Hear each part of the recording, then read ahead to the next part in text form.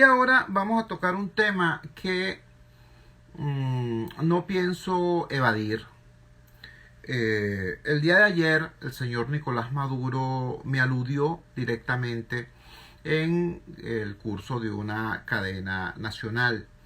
Lo había hecho ya antenoche en una reunión con delegados internacionales que acudieron a su evento de instalación de la Asamblea Nacional presidida por Jorge Rodríguez.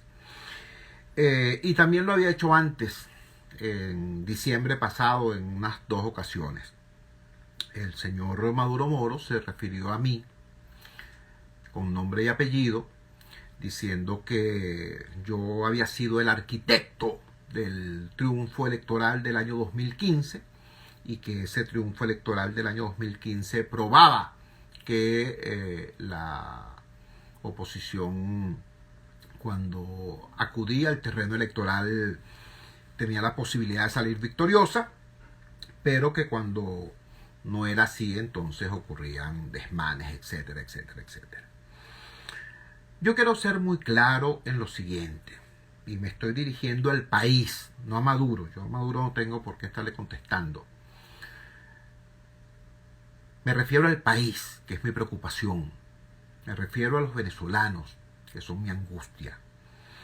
Miren, amigos, ustedes saben que en efecto el 6 de diciembre del 2015 nosotros obtuvimos una victoria arrolladora y que la obtuvimos a pesar de que estábamos enfrentando el ventajismo oficial. La obtuvimos a pesar de que estábamos enfrentando a un Consejo Nacional Electoral completamente plegado a los dictados del régimen. La obtuvimos a pesar de que ilegalizaron partidos democráticos muy importantes como el partido COPEI. La obtuvimos a pesar de que detuvieron a dirigentes muy importantes de la alianza opositora como el alcalde Antonio Ledesma. Obtuvimos esa victoria a pesar de que cambiaron las reglas del juego en pleno proceso, cuando ya la oposición había hecho las elecciones primarias que tenía que hacer y había construido los consensos que tenía que construir. El Consejo Nacional Electoral, presidido por la señora Tibisay Lucena, cambia las reglas del juego y establece la paridad de géneros para poder postular. Y nos obligaron entonces a repetir todo eso y ajustar todo ese proceso. Ese mismo Consejo Nacional Electoral creó una tarjeta pirata, una tarjeta fantasma, con las mismas características y casi que los mismos colores de la tarjeta de la unidad, y la puso al lado de la tarjeta de la unidad para estafar, no solamente para confundir, para estafar al votante. O sea, estoy recordando todo aquello para que algunas personas que dicen, no, claro, es que se ganó en el 2015 porque el régimen nos dejó. No, chico, ganamos en el 2015 porque hicimos el trabajo, porque hicimos la tarea. Pero eso no fue Jesús Torrealba. Eso no fue un caudillo quien se puso en eso y logró un determinado resultado. No vale. Ese fue el producto, esa fue la consecuencia de 3 cosas.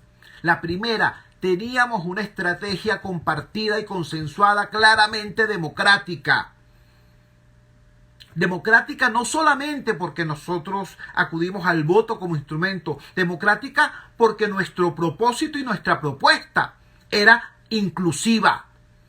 Nuestro planteamiento, nuestra consigna era: vamos a construir la Venezuela unida.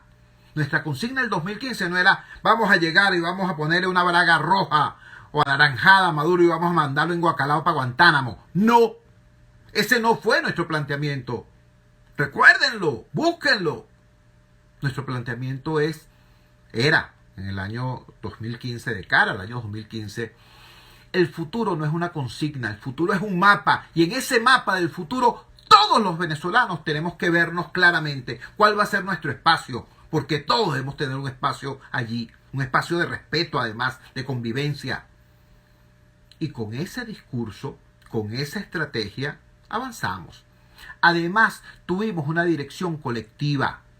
La oposición en ese entonces tenía un instrumento llamado Mesa de Unidad Democrática, donde estaban sentados más de 27 partidos políticos, más de 30 y tantos partidos políticos, y donde a la hora de discutir la estrategia, a la hora de definir las tácticas, a la hora de concretar las actividades, allí se escuchaba a todo el mundo. Tenía que escucharse a todo el mundo.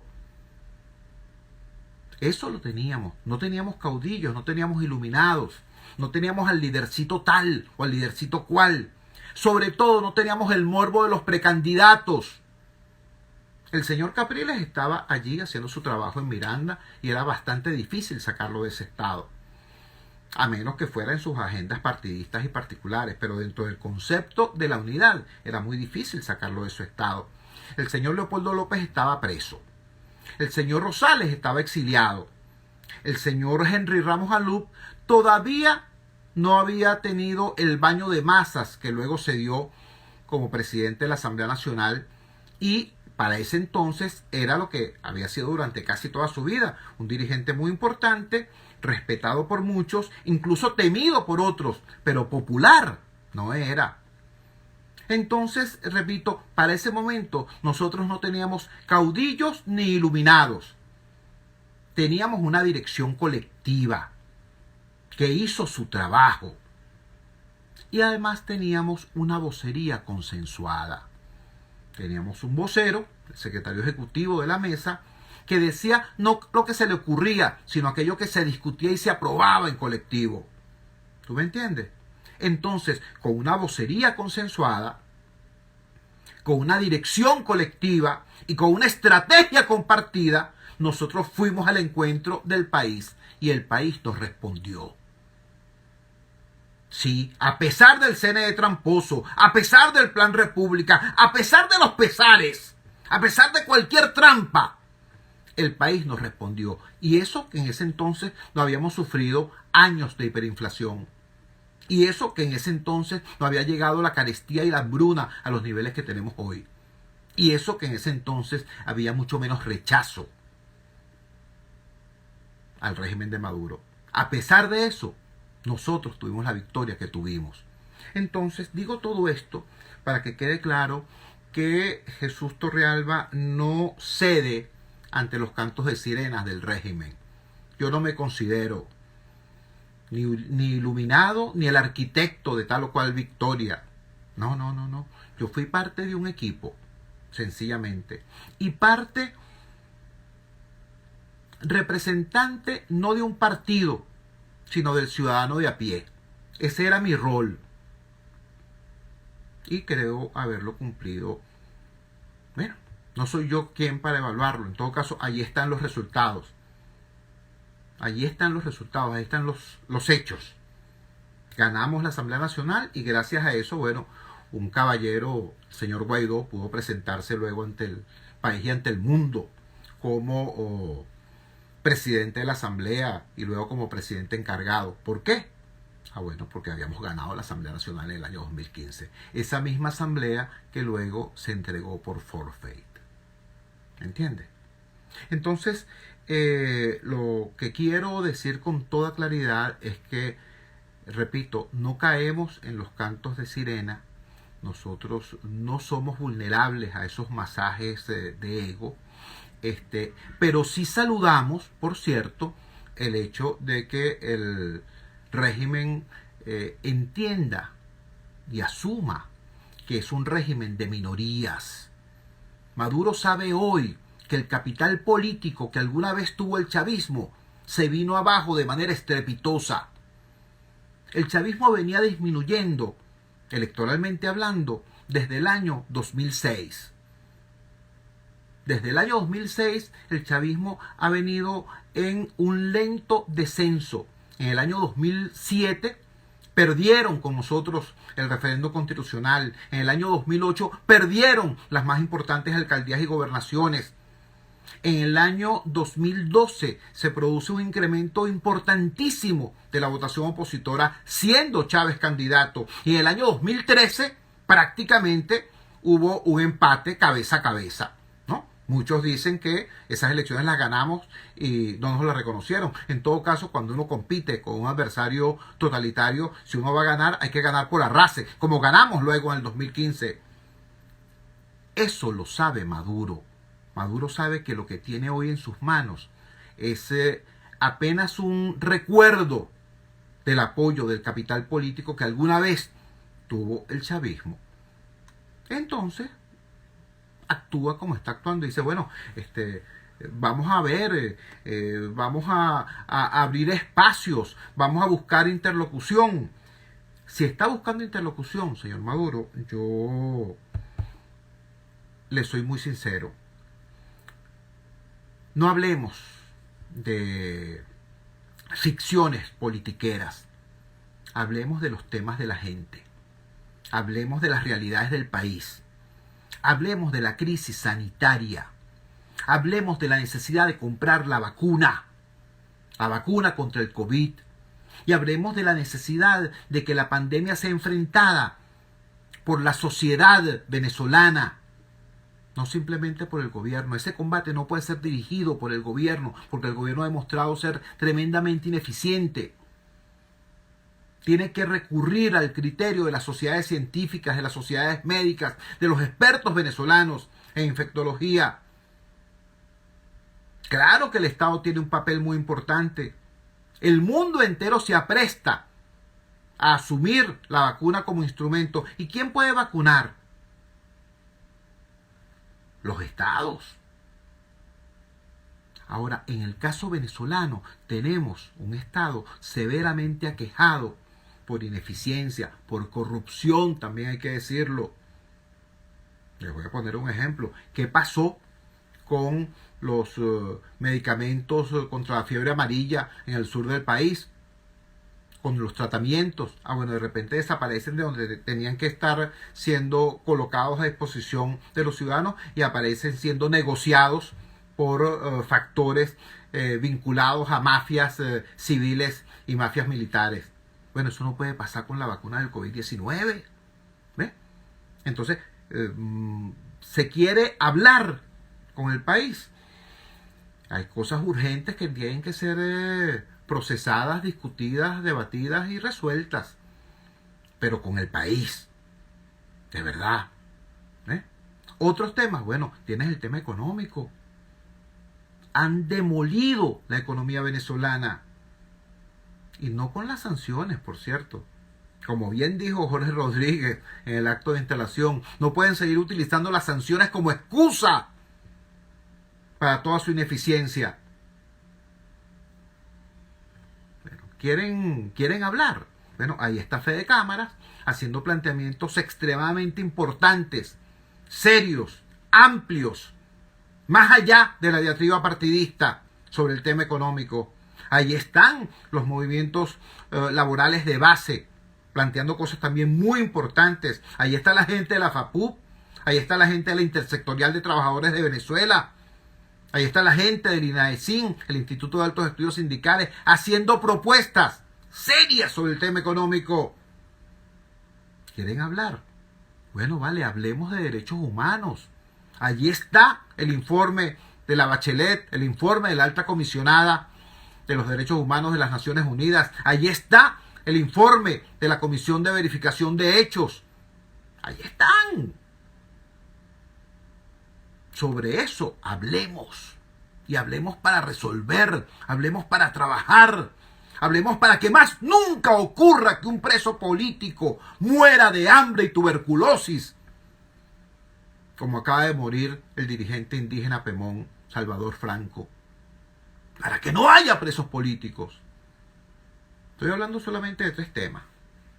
Pandemia, economía, derechos humanos. ¿Quieren hablar? Bueno, vamos a hablar, pero de eso. En forma respetuosa, por supuesto. Pero de manera absolutamente inteligible y aterrizada. Que no vuelva a ocurrir como lo que pasó ahorita de manera vergonzosa con eso que algunos llamaron la Mesa de Diálogo Nacional. Mucho cuento, mucha rueda de prensa, mucha televisión por el canal del Estado, muchas reuniones en la Casa Amarilla y al final terminan montando un sistema electoral que le da al PSUV 256 diputados de un total de 277 y donde incluso muchos de los que participaron en esas negociaciones no quedaron. No vale, ya ese es el mejor antiejemplo de lo que no debe ser la interacción entre el régimen y la sociedad. Cuando uno va a hablar con el gobierno y no tienes atrás el respaldo de quienes te apoyan, entonces tú no estás interactuando con el gobierno, tú no eres interlocutor del gobierno, tú eres su rehén. Eso ya se vio y Jesús Torrealba no cae en eso. Y cuando digo Jesús Torrealba, me refiero humildemente como uno de los tantos activistas de la sociedad civil venezolana que decimos, sí, aquí hay que hablar, aquí es necesario construir acuerdos, acuerdos urgentes, acuerdos fundamentales, acuerdos por la vida, acuerdos por y para la gente. Para eso, claro que hay que hablar, pero hablar en serio y con quién es. Esta es la manera respetuosa pero firme como respondo a las alusiones que públicamente ha hecho sobre mi nombre el señor Nicolás Maduro. Yo, por supuesto, que estoy presto a trabajar por la reinstitucionalización del país, por el rescate de la democracia venezolana, por el rescate de nuestras instituciones fundamentales.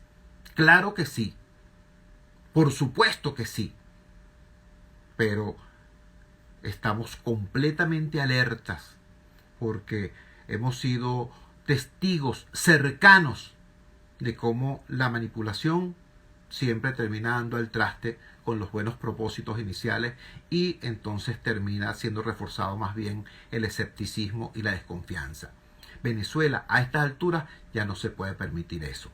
Aquí ya no se trata de montar procesos de negociación falsos para que la oposición participe en ellos sin creer en ellos. Y entonces en el primer incidente salga corriendo y diga, no me vuelvo a sentar.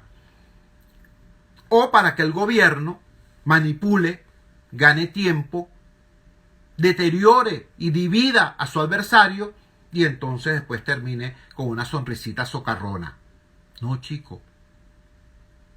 Lo que Venezuela necesita en este momento, repito, son acuerdos urgentes, fundamentales para proteger la vida, sobre todo la vida de los más pobres. Y cuando digo los más pobres me estoy refiriendo al 90% de los venezolanos. Así que esta es su respuesta, señor Maduro. Si es para eso, en esos términos, insisto, de respeto y sobre esos temas absolutamente vinculados con la realidad de los venezolanos, la pandemia, la economía, los derechos humanos, hablemos, cómo no, pero para darle resultados positivos al país en un plazo mensurable. Esa es nuestra humilde, respetuosa y muy firme respuesta. Trabajamos para ustedes en la dirección general de la emisora, Jaime Nestares. Al frente de los controles estuvo César Arteaga. Habló para ustedes este su amigo, comunicador popular, activista social, ciudadano en lucha por la democracia y por la libertad, Jesús Chio Torrealba. Ahora más que nunca, fuerza Venezuela, porque la fuerza es la unión. La fuerza de la unión fue una presentación de Frigoríficos NIS, el placer de la carne, ubicado en la planta baja del mercado municipal de Chacao. Muy buenos días. Hasta mañana. RCR presentó Unidad. La fuerza es la unión. Con Chuo Torrealba. Solo por RCR 750 AM. Bueno, queridos amigos, este fue nuestro programa en esta madrugada del jueves 7 de enero, después del Día de Reyes. Muy atentos con lo que sigue ocurriendo en Estados Unidos. Anoche se hablaba de invocar la enmienda 25 de la Constitución para proceder de inmediato a la destitución de Donald Trump. Eso se planteó anoche. Hay que ver qué desarrollo tiene eso. mucho ojo con lo que siga ocurriendo a nivel de la Unión Europea. Insisto en que hagamos una lectura profunda de lo que está pasando allí. Allí se reitera el apoyo a la lucha democrática del pueblo venezolano, pero precisamente por eso se reconoce la realidad. Mira, allí hay un nuevo dato. Allí la Asamblea Nacional electa en el año 2015 venció su periodo y en consecuencia quien era presidente encargado por haber sido presidente de esa Asamblea Nacional, bueno, ya no puede seguir teniendo ese tratamiento. Es un dato de la realidad, ¿no? Y esa realidad tiene que ser asumida para poder ser transformada. Mucho ojo con lo que siga pasando en nuestro país. Yo creo que bueno, mientras la oposición sigue en ese estado de desconcierto, repitiendo consignas que quizá tuvieron algún sentido hace 2 años, hace 3 años, hace 5 años, pero que hoy evidentemente no tienen ni sentido ni credibilidad. Mientras el gobierno sigue por su lado creyendo que se la están comiendo, ¿no? Porque en el juego politiquero tienen una ventaja evidente. Mientras eso está pasando, bueno, el país se está disolviendo a nivel económico, sí, pero también a nivel institucional, también a nivel humano. Entonces, bueno, mucho ojo, porque aquí hay que hacer cosas para que esto cambie y hay que hacerlas ya. Y eso depende del esfuerzo y de los aportes de todos nosotros. Un gran abrazo, nos vemos mañana, si Dios quiere.